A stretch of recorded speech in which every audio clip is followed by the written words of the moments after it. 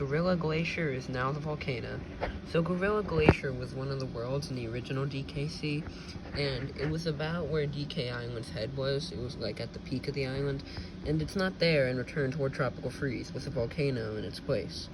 So maybe the volcanic eruption got rid of Gorilla Glacier, which of course is made of snow and melted it. That's an interesting idea. DK has the strength to punch the moon.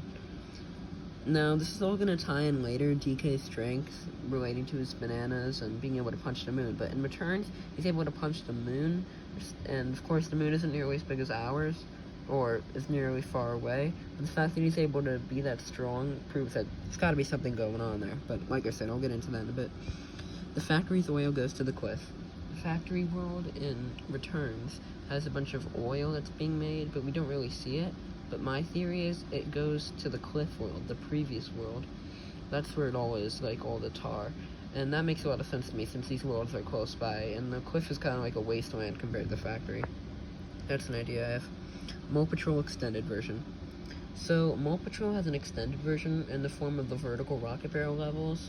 And these ones are called Liftoff Launch, and in the rocket barrel section, a Tiki Tong Terror, but you never get to hear the rest of the song. Instead, it's actually a shorter version of the original Mole Patrol, even though the song itself is actually longer. You can never hear it in game, which is weird. Vine Valley Remix and Muncher Marathon. Vine Valley, or as it's more famously known for, its Frenzy, is remixed in the famous spider level Muncher Marathon, but in a lot more frantic way, which is pretty cool in my opinion. 25 meters / Game & Watch and Foggy Fumes. Foggy Fumes, the second silhouette level in the game and the first in the factory, has some cool elements in the background, including 25 meters, the original Donkey Kong stage, where Jumpman had to jump over the barrels on the beams, and Game & Watch, who's from Nintendo's first actual handheld systems. So that's pretty cool. How did the beach ships get up to the cliff? So, the beach world is close to the ruins world, and the ruins has a level called Mass Blast with ships, which makes sense. But the cliff world's a lot higher than the beach, and there's not any water surrounding it. So how could all those pirate ships get up there in a level tippy shippy? Doesn't really make a lot of sense to me. Billy Mitchell's tie is in DKCR. One of the temple levels, like the ruin ones, I believe it's called Temple Topple or Button Bash. I don't really remember which one. Is Billy Mitchell's tie. I think Billy Mitchell's a singer, but I really don't know anything about him, so I don't really have anything to say about this.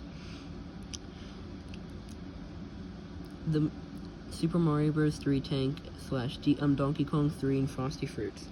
Frosty Fruits, the first ice level of Tropical Freeze, 5-6, has the Super Mario Bros. 3 tanks from Bowser Land, the 8th world of that game, and the Donkey Kong 3, which basically took place in a greenhouse.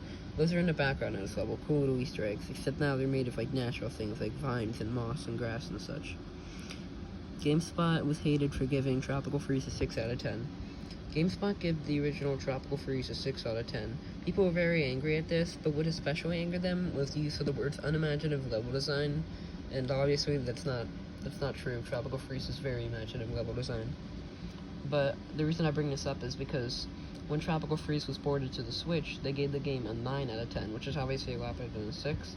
But many people speculated it was because of Funky Kong, as the reason why the reviewers of Tropical Freeze on Wii U gave it a bad score is because it was so hard and there wasn't really an easy mode. Now, Funky Kong doesn't exactly make Tropical Freeze the easiest game in the world, even if he is the easy mode with a bunch of different abilities. But yeah, there's that to say. Donkey Kong is 20 in Tropical Freeze. At the very beginning of the Tropical Freeze cutscene, you can see that Donkey Kong is eating a banana cake.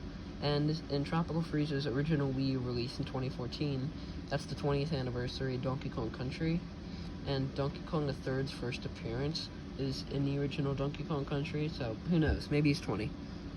Or, I guess by now he'd be 27. Cool. Miss Abyss Hidden Metroid. So, obviously, Retro Studios made Donkey Kong Country Returns and Tropical Freeze, but before that, they made the Metroid Prime trilogy. Yeah, Nintendo does love to have them remake old Nintendo series from the 90s and such. Anyways, you can see a hidden Metroid in the second silhouette level of Tropical Freeze and Miss Abyss, the only underwater silhouette level, so that's pretty cool. Tropical Freeze should have been Metroid. A lot of people were mad that Tropical Freeze had the teaser trailer back on the Wii U because people would have rather had a new Metroid. Now, with Donkey Kong Country Returns was met with the initial praise because the Donkey Kong Country series had been dormant for over a decade at the time.